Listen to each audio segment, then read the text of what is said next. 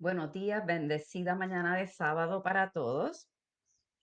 Hoy sábado 29 de marzo 2025 continuamos, debo decir, con la serie de enseñanzas desde el Monte de la Gracia, las enseñanzas de Jesús en el Sermón del Monte.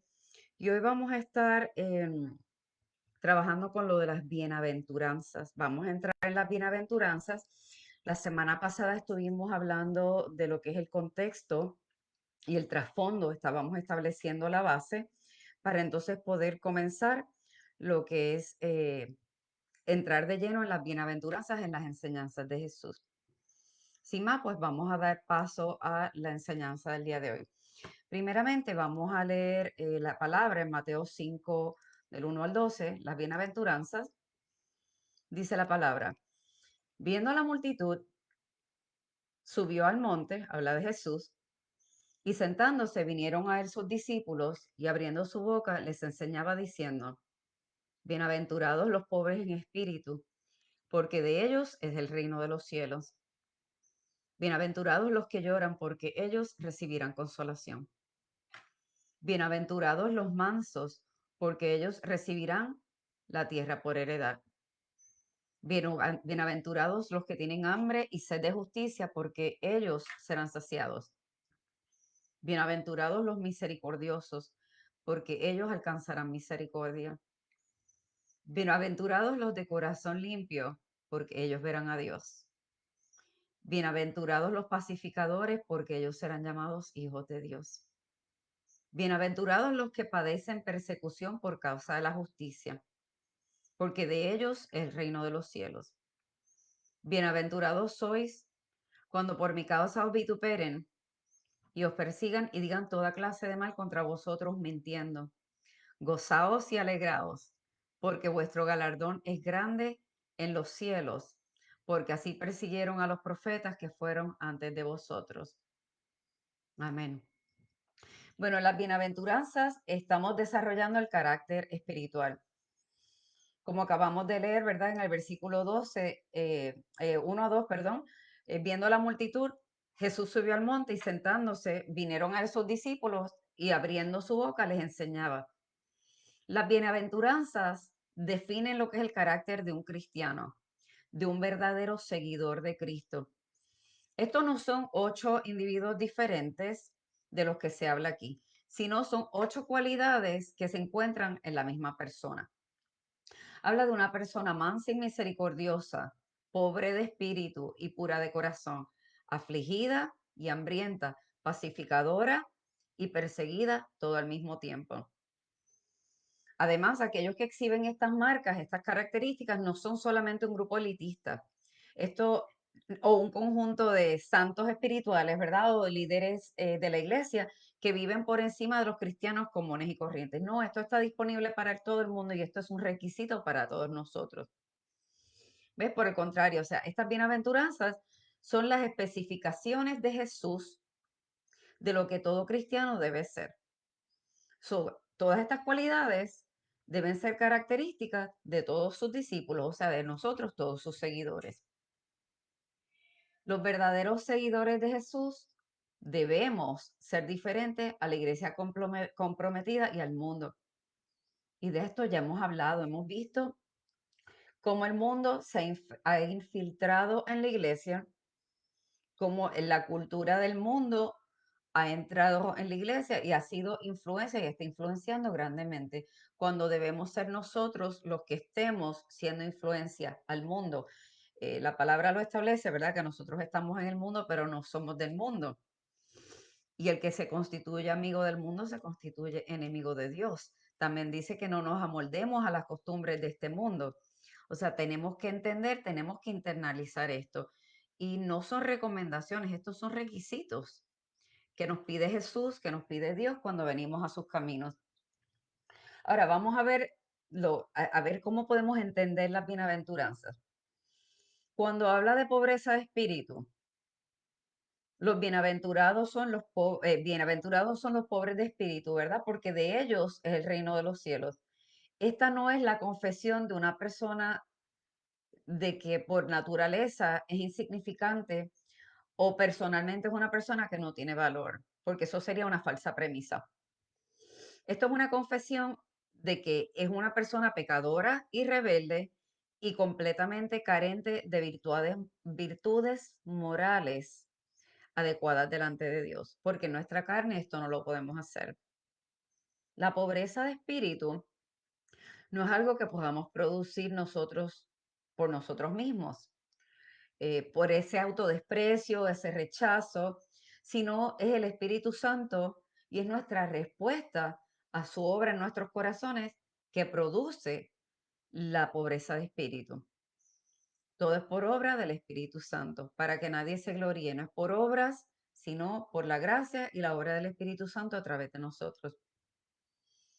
Los bienaventurados, o sea, los pobres de espíritu, ellos recibirán el reino de los cielos. ¿Por qué? Porque la pobreza de espíritu es un requisito absoluto y total para recibir recibir el reino de los cielos. Y mientras mantengamos ideas sobre nuestros propios recursos espirituales, em, de nuestra propia fuerza o nuestra propia capacidad de alcanzarlo, nunca recibiremos de Dios lo que necesitamos para ser salvos. Ahora, bienaventurados también los que lloran, porque ellos serán consolados. Qué preciosa promesa. Esto nos habla del duelo por el pecado y el sufrimiento en el mundo, prometiéndonos un consuelo divino que solamente viene de Dios.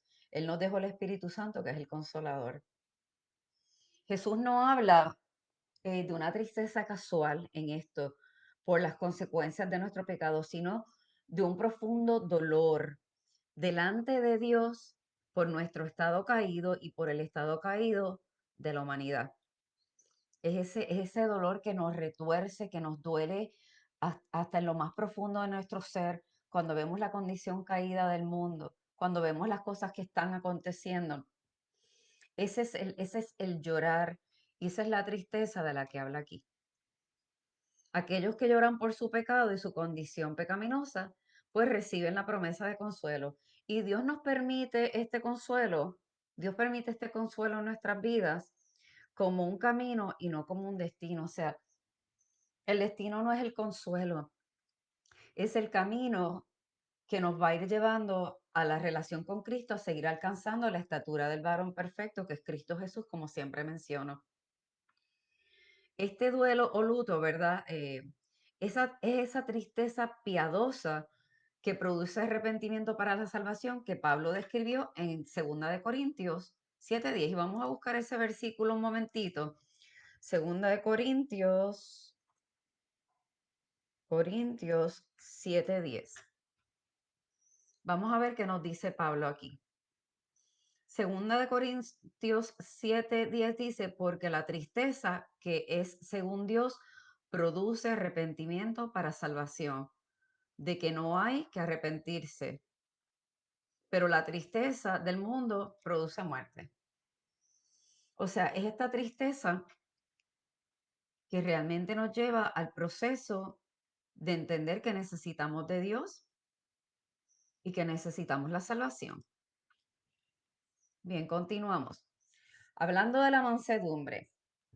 Bienaventurados los mansos, porque ellos heredarán la tierra. Esto nos resalta la gentileza y la fuerza bajo control, o sea, el ser gentil, el tener delicadeza con las personas, esa fuerza bajo control en contraste con el poder del mundo. Y esa fuerza bajo control es lo que nos establece la palabra cuando dice que tenemos control y dominio propio, ¿verdad? Esa es la fuerza bajo control de la que se habla, el dominio propio que tenemos. Poder, amor y dominio propio, ¿verdad? Se me fue. Los mansos pueden enojarse, pero reprimen su ira en obediencia a la voluntad de Dios, porque la palabra también establece, airaos, pero no pequéis. Está bien airarse porque Jesús mismo se airó, se enojó, pero lo que no está bien es entrar en pecado. No ser los mansos, ¿verdad? No se enojarán a menos que puedan enojarse sin pecar y no serán fácilmente provocados por los demás. Y esto nuevamente muestra que dominio propio, el poder tener control sobre nuestras emociones, pero no es únicamente por nuestra fuerza, es a través del poder del Espíritu Santo que actúa en nosotros. Ahora, las primeras dos bienaventuranzas son principalmente internas, pero la tercera trata de cómo uno se relaciona con el prójimo. Ahora, solo podemos ser mansos cuando estamos dispuestos a controlar nuestro deseo por nuestros derechos y nuestros privilegios. Y ay, esto nos duele, porque vivimos en una cultura que promueve el entitlement, ¿verdad? El yo me merezco, yo tengo derechos, yo tengo privilegios. Y entonces, en este caso, lo que debemos hacer es estar dispuestos a controlar ese deseo por nuestra justicia, por nuestros derechos y privilegios. ¿Por qué? Porque nosotros confiamos en nuestro Dios que cuida de nosotros. El Dios que protege y lucha por nuestra causa. No nos venguemos, la venganza es de Jehová. Él dice que mía es la venganza, dice Jehová, yo pagaré. Así que cuando nosotros confiamos en el Dios, Dios Todopoderoso que nos guarda, que nos cuida, que vela por nuestros intereses, entonces nosotros podemos someter este control por el deseo de nuestros derechos y privilegios, porque Dios nos va a hacer justicia. Esa promesa de que heredarán la tierra demuestra que Dios no permitirá que sus mansos terminen en desventaja. Óyeme, hoy estoy con la lengua trabada. Iu. Bueno, hambre y sed de justicia. Los bienaventurados son los que tienen hambre y sed de justicia, porque ellos serán saciados. Y esto hace énfasis en ese profundo deseo de justicia y rectitud moral. Y aquí voy a hablar otra vez de política. Y cito a Charles Spurgeon. Charles Spurgeon dijo que es un tonto el que no habla de política ni religión, porque por esa razón hay corruptos en los gobiernos y falsos profetas y maestros en los púlpitos. Gente, nosotros hemos sido dotados, Dios nos ha otorgado a nosotros autoridad. Se supone que el pueblo de Dios sea quien esté en autoridad y todas estas cosas tienen que ser juzgadas por nosotros. Como Él quita y pone reyes, hay gobernantes buenos, hay gobernantes malos y todos llegan con un propósito. Hay algunos que vienen para enseñarnos unas lecciones, hay otros que vienen para darnos un descanso, un selah, ese reposo, ese refrigerio. O sea que realmente depende, pero si la iglesia no se para firme y toma posturas en términos de lo que Dios llama correcto, como hice un Facebook Live a las 3 de la madrugada, un tiempo antes de las elecciones, instruida y dirigida por el Espíritu Santo, y me senté y hablé calmada, pero con autoridad. ¿Por qué? Porque nosotros los hijos de Dios no podemos estar apoyando lo que Dios llama aberración, lo que Dios aborrece, las manos derramadoras de sangre inocente. No podemos estar apoyando abortos, no podemos estar apoyando todo lo que Dios llama malo y todo lo que Dios aborrece. Entonces ahí tenemos que evaluarnos y ver qué clase de justicia yo estoy persiguiendo, qué clase de evangelio yo estoy viviendo, a qué Dios yo estoy manifestando, a qué Dios yo estoy diciendo honrar y en qué Dios yo estoy diciendo creer y qué Dios yo estoy diciendo servir. Mis amados, esto es fuerte. Y estos temas no son agradables, no les gusta, porque esto es formación, pero Dios está llamando a un pueblo a madurez y Dios está llamando a un pueblo a enderezarse. Estamos viendo y vamos a seguir viendo muchos ministros, pastores, con cosas sucias y corruptas que están saliendo a la luz, porque Dios está trayendo orden. El juicio y la limpieza comienza por la casa. Y Dios en este momento está estremeciendo todo lo que pueda ser estremecido, porque de Dios nadie se burla. De Dios nadie se burle, con Dios no podemos jugar y entonces hemos perdido el temor de Jehová. Y mi oración es que el espíritu de temor de Jehová descienda sobre su pueblo para que caminemos realmente buscando la justicia de Dios estableciendo pautas, parándonos firmes, tomando posturas en términos y en base a lo que Dios establece como justo y correcto. Recuerdo que el pastor Samuel Rodríguez es un pastor latino muy reconocido aquí en los Estados Unidos. Samuel hizo un video donde él dijo, le preguntaron en una iglesia, ¿hacia qué lado tú te inclinas? ¿Hacia la izquierda o hacia la derecha? Y él en ese momento dijo, wow. Y el Espíritu Santo le dijo, say it, Sammy, say it. Dilo, Sammy, dilo. Nosotros los cristianos no nos inclinamos ni a izquierda ni a derecha, sino nosotros nos paramos firme en la verdad y en la palabra de Dios. So we stand firm on the word of God. Y esto tenemos que pararnos firmes, por eso vamos a ser perseguidos, vamos a ser criticados, señalados, juzgados, you name it. Porque cuando nos paramos en la verdad y en la justicia de Dios, estamos en contra del mundo. Y nuevamente lo he mencionado y lo vuelvo a mencionar hoy. El reino de Dios es contracultura, es totalmente contra la cultura del mundo. Bien, la justicia de Dios, esto es un anhelo persistente y nunca se satisface por completo en este lado de la eternidad, porque siempre vamos a tener la oposición y siempre va a estar la influencia mundana. Ahora vemos a muchos cristianos que están anhelando muchas cosas como poder, como autoridad, como éxito, comodidad, felicidad, pero realmente, ¿cuántos están clamando? ¿Cuántos tienen hambre y sed de justicia y de la justicia de Dios, no justicia humana? ¿Cuántos realmente tienen hambre y sed de la justicia de Dios? Jesús prometió satisfacer a los hambrientos, satisfacerlos con tanto como pudieran comer, y estoy hablando de espiritualmente. Y esta es una satisfacción que puede ser como que un poco extraña, ya que nos satisface al momento, pero siempre nos mantiene anhelando más. Y ese es el hambre y sed de justicia, hambre y sed por las cosas de Dios que debemos tener. Vamos a hablar ahora de misericordia.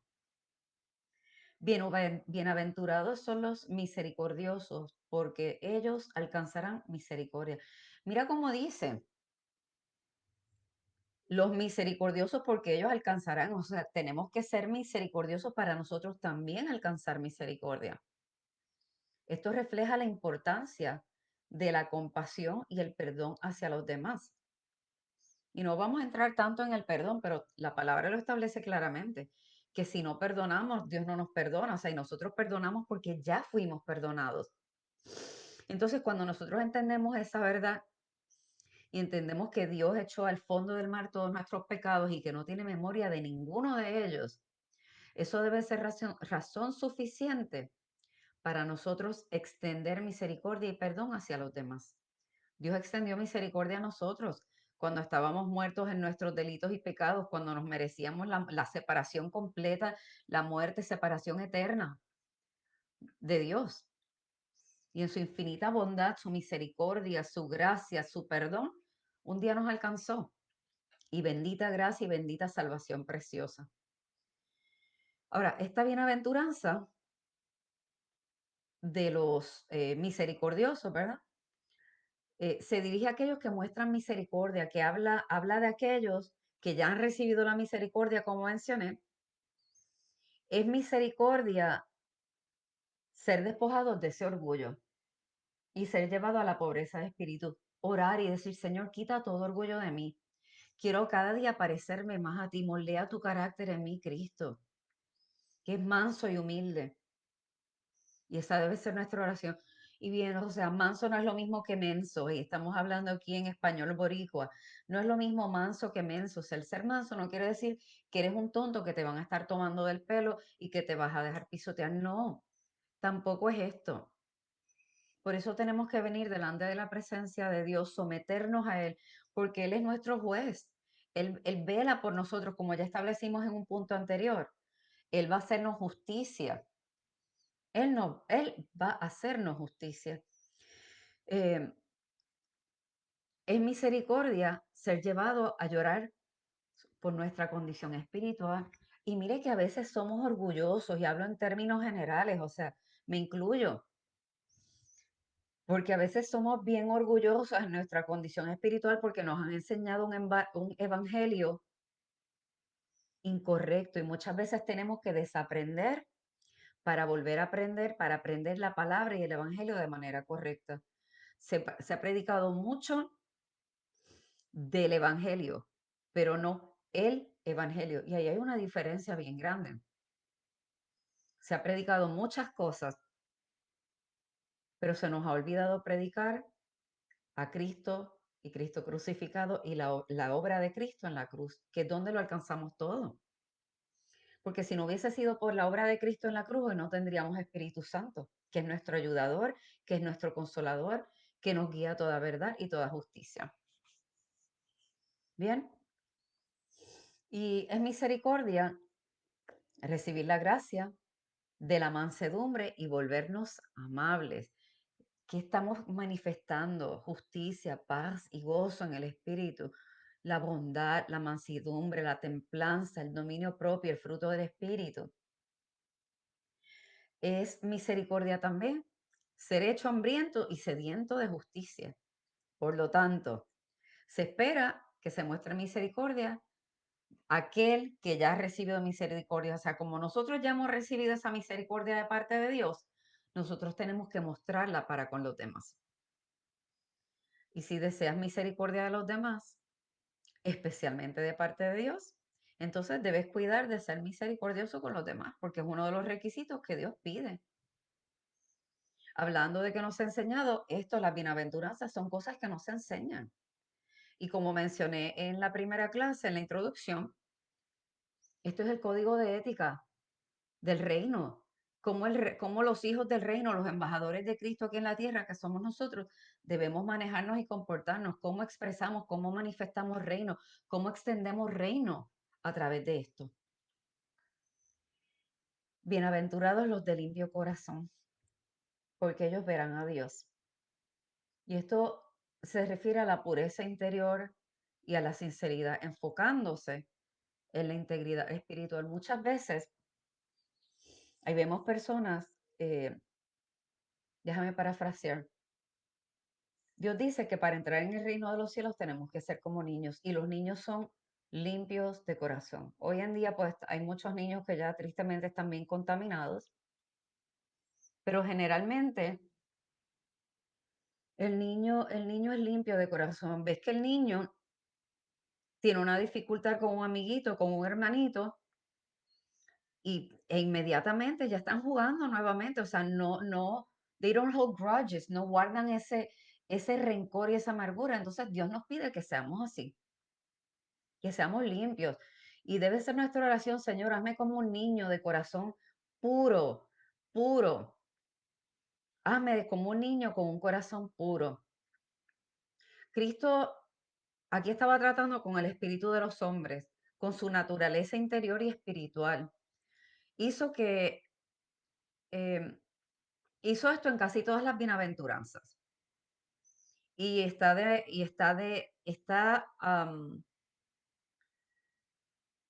el mismo objetivo, ¿verdad? O sea, bienaventurados los puros en lenguaje, los puros en acción. eh, no está hablando de los puros de ceremonia, ni hablando de los puros de vestimenta. O sea, no está hablando de acciones, está hablando de la actitud del corazón, los que son puros de corazón. Ahora, dice que porque ellos verán a Dios.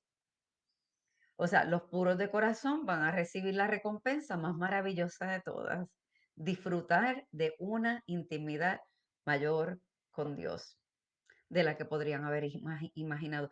Yo no sé ustedes, yo no sé ustedes, pero yo con Dios soy como una nena chiquita. Yo soy como una niña pequeña cuando vengo de la presencia de Dios, una niña pequeña corriendo delante de su papá a sentirse protegido. Y a mí me encanta así venir delante de la presencia de Dios como una niña pequeña. Aquí estoy, papi. Aquí estoy, papá. Y esto es lo que Dios está buscando. Mira que el ejemplo de David. David cometió adulterio, hubo un homicidio, asesinato, bueno, asesinato porque fue premeditado. ¿Y cuántas otras barbaridades no cometió David? Pero David tenía un corazón conforme al de Dios. Y David tenía la humildad de decir, examíname, Dios, escudriña mi corazón, examíname.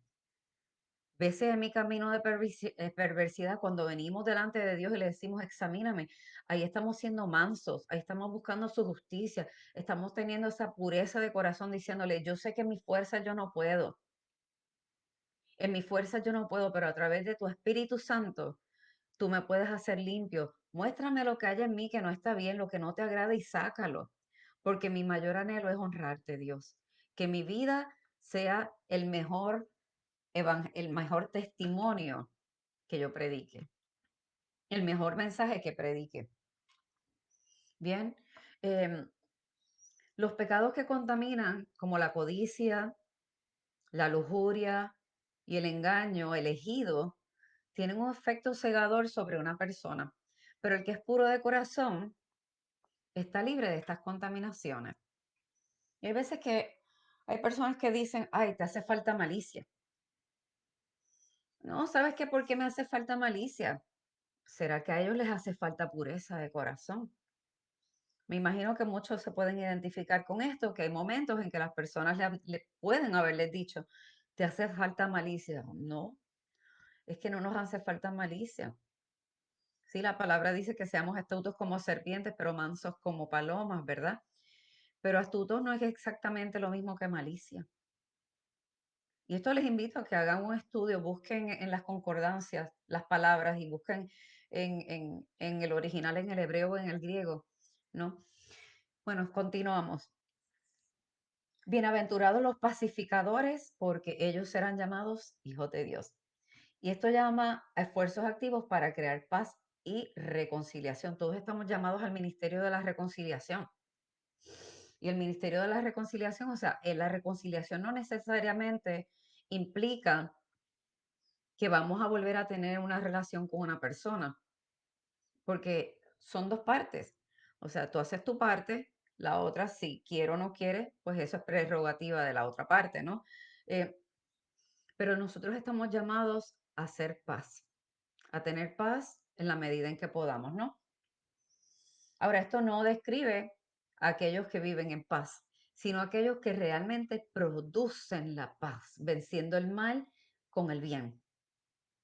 Y una manera en la que logramos esto es a través de la predicación del Evangelio, porque Dios nos ha encomendado el ministerio de la reconciliación. Reconciliación está en 2 Corintios 5:18.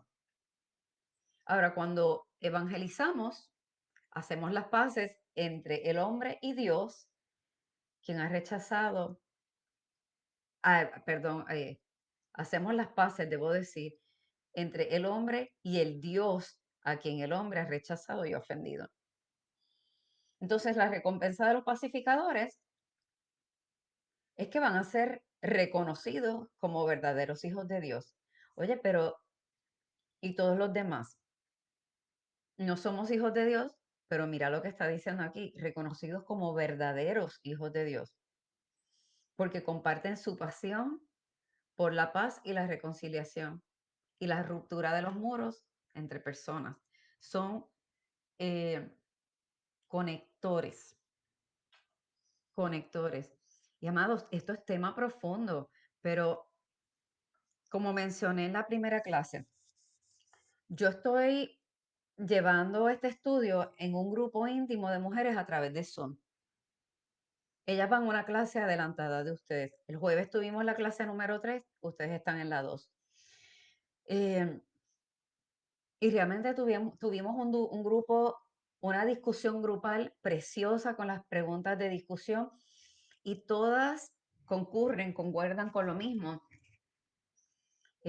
Cuando tuvimos la primera clase, la introductoria, todas dijeron, sabemos que esto va a ser confrontativo, va a ser confrontacional, que el Espíritu Santo nos va a redarguir y nos va a llamar a más, nos va a llamar a más. Esto, amados, es para todos, pero no para todos. Esto es para todos nosotros, pero esto es para el que quiere seguir creciendo en gracia, el que quiere seguir creciendo y madurando en Cristo, hasta alcanzar la estatura del varón perfecto que es Cristo, que ese es nuestro llamado. No la vamos a alcanzar aquí en la tierra, en este lado de la tierra. de la eternidad, pero caminamos hacia ello, de la mano de Dios y guiados por el Espíritu Santo. Ahora vamos a ser también perseguidos por causa de la justicia. Y bienaventurados aquellos perseguidos por la justicia, porque de ellos es el reino de los cielos. Esto reconoce las luchas que enfrentamos aquellos que defendemos nuestra fe. Y la palabra lo establece, o sea, claramente los primeros enemigos van a ser los de la casa, porque cuando te paras firme en tus posturas y en la palabra de Dios, te van a criticar, te van a señalar, te van a insultar. You name it. ¿Qué no van a decir y qué no van a hacer en contra tuya? Y yo sé que yo no soy la única que ha experimentado eso. Estos bienaventurados son perseguidos por causa de la justicia y por causa de Jesús. Si Jesús mismo fue perseguido, fue odiado hasta el punto de que lo mataron, ¿cuánto más no nos van a perseguir a nosotros? Y no hablamos solamente de persecución física eh, o tortura, sino también estamos hablando de los insultos, de esa malicia verbal en el ámbito de la persecución. Ahora, los rasgos del carácter descritos aquí en las bienaventuranzas, ciertamente no son valorados en nuestra cultura moderna, para nada. Aquí el tramposo es el que brilla, el mentiroso, eso es lo que se promueve en la cultura de hoy en día. Entonces, las personas que operamos bajo los principios del reino, pues somos llamados ridículos, old school, estamos passé, no estamos en nada. Pero realmente eso no es lo que nos debe importar. Nosotros tenemos un rey, Jesucristo, que honrar y debemos vivir de acuerdo y conforme a esto. Y aunque nuestra cultura no aprecia mucho, ¿verdad? Estos rasgos, como menciono, estos rasgos de carácter, ellos describen ciertamente el carácter de los ciudadanos del reino de Dios, que somos nosotros. Ese día, cuando pasamos al frente, cuando confesamos a Cristo con nuestra boca, que dijimos, yo confieso que Cristo es mi Señor, que Dios lo levantó de los muertos, ese día nosotros comenzamos a ser ciudadanos del reino de Dios. Entonces, resumiendo las características de un bendecido. Los bendecidos se caracterizan, ¿verdad? Por la humildad, la compasión, el anhelo de justicia, la pureza, el compromiso con la paz y la resiliencia ante la persecución. Estas son las cualidades que reflejan una profunda relación con Dios y un compromiso de seguir viviendo según su voluntad. Y nos debemos preguntar, ¿cuánto realmente estamos dispuestos a decir, heme aquí, rendición total? Rómpeme, saca lo que no te guste y fórmame conforme a tu idea, conforme a tu plan y conforme a tu propósito. Ahora, ¿qué implicaciones tiene esto de las bienaventuranzas para la vida cristiana? Pues esto es una transformación de valores, porque las bienaventuranzas desafían todos esos valores sociales y culturales prevalecientes y exhorta a los cristianos a priorizar lo espiritual sobre lo material. Y mira que dice priorizar, o sea, las cosas materiales son necesarias, pero cuando ponemos el énfasis en las cosas materiales, estamos quitando el enfoque de las cosas de reino. Y la palabra lo establece claramente. Busquemos primeramente el reino de Dios y su justicia, y todas las otras cosas van a llegar porque nuestro Padre sabe que tenemos necesidad de ellas. Y si nosotros sabemos dar buenas cosas a nuestros hijos siendo nosotros malos, ¿cuánto más no va a ser nuestro Padre que está en los cielos? Esto nos llama también a la acción. Esto debe inspirar a los creyentes a que manifestemos estas características en la vida diaria, promoviendo la misericordia, la paz y la justicia. O sea, que esto lo vivamos no solamente en la calle, para como los fariseos, que eran sepulcros blanqueados, que delante de todo el mundo eran muy rectos, pero por dentro estaban podridos, pues esta debe ser nuestra vida en público, pero también en el secreto, en lo privado, en nuestra casa, con nuestra familia, nuestras amistades. Que seamos personas verticales, íntegras de una palabra y de un solo testimonio. Que no somos perfectos, no. Que vamos a cometer errores, sí. Que vamos a caer, sí. Pero para eso mismo tenemos al Consolador, al Espíritu Santo, que nos ayuda en todo esto.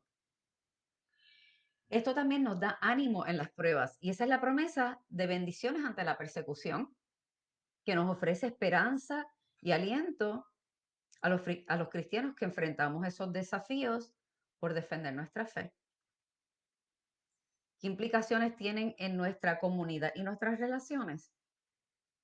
Pues las bienaventuranzas enfatizan la importancia de la comunidad y exhorta a los creyentes a apoyarse mutuamente a través de actos de bondad y de misericordia, que nos ayudemos.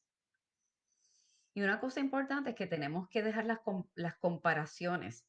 Nosotros somos el cuerpo de Cristo y un cuerpo tiene diferentes órganos. Cada órgano y cada miembro tiene una función distinta. No podemos estar comparándonos. Hay veces también que queremos el don del otro y comparamos el fluir y el don de los demás, pero entonces aquí no estamos operando en este principio de apoyarnos mutuamente en actos de bondad y misericordia. Estamos envidiando los dones que tiene otro, pero cuando entendemos que el Espíritu Santo reparte como Él quiere, pues entonces tenemos que estar tranquilos, sabiendo de que todo en el tiempo de Dios es perfecto y que Dios tiene un plan perfecto. O sea, la oreja no puede estar diciéndole al pie, mira, mira cómo tú te mueves y yo aquí estoy aquí fija, permanente, no tengo movilidad, porque es que tienen funciones distintas y cuando nosotros en el cuerpo entendamos finalmente que somos todos miembros de un cuerpo, cada uno tiene una función diferente, pues vamos a vivir en paz, vamos a vivir en paz. Bueno, vamos entonces a las preguntas de discusión, las 4 preguntitas de discusión, quien quiera recibirlas para poder trabajarlas, me puede enviar por email. El email va a estar en el mensaje, también va a estar en YouTube cuando pase el video de YouTube, em, para que entonces las puedan trabajar. Primera pregunta, ¿cómo podemos aplicar las cualidades descritas en las bienaventuranzas en nuestra vida diaria, especialmente en situaciones de conflicto o desafío? Número 2. ¿Qué significa para ti ser pobre en espíritu y cómo afecta nuestra relación con Dios y con los demás? Número 3. En un mundo que a menudo valora el éxito material, ¿cómo podemos vivir de acuerdo a los principios de las bienaventuranzas y priorizar lo espiritual? Y número 4. ¿Cómo podemos fomentar una comunidad que refleje las características de los bendecidos como la misericordia, la justicia y la paz dentro de nuestras congregaciones y grupos? ¿Cómo podemos manifestar esto? Así que estamos casi llegando al final de la clase de hoy. Nuevamente, no quiero cerrar sin antes hacer un llamado, ¿verdad? Todos aquellos que estén escuchando esto por primera vez, que no conozcan las bendiciones y el bien que es vivir en Cristo y para Cristo, si estás cansado de vivir sin esperanza, sin fe, hoy yo te invito a que tomes la decisión de entregarle tu vida a Jesús. Es la decisión más importante de tu vida. eh, Realmente va a transformar tu vida. Va a transformar tu vida. Si tú estás ahí y eres tú quien quieres entregarle tu vida a Cristo, es fácil. La palabra dice que si creyeres en tu corazón que Jesús es el Señor y que Dios le levantó de los muertos y si lo confesares con tu boca, entonces serás salvo, porque con el corazón se cree para justicia, pero con la boca se confiesa para salvación. Y te invito en esta hora que le digas, Jesús, reconozco que soy un pecador y que necesito de ti. Reconozco que apartado de ti nada soy, nada tengo y nada puedo hacer. reconozco que tú eres el Hijo de Dios y te pido en esta hora que me limpies de mis pecados, que perdones mis pecados, que me limpies, que escribas mi nombre en el libro de la vida, porque desde hoy, mi Jesús, te reconozco a ti como mi único Señor y Salvador. Escribe mi nombre en el libro de la vida y que tu Santo Espíritu me guíe de hoy en adelante cada uno de los días de mi vida. En el nombre de Jesús. Amén. Así que aquí llegamos, hasta aquí llegamos el día de hoy. Más tardecito voy a colocar la enseñanza en YouTube y entonces con el favor de Dios nos vemos el sábado próximo. Bueno, un abrazo, bendiciones para todos. Bye bye.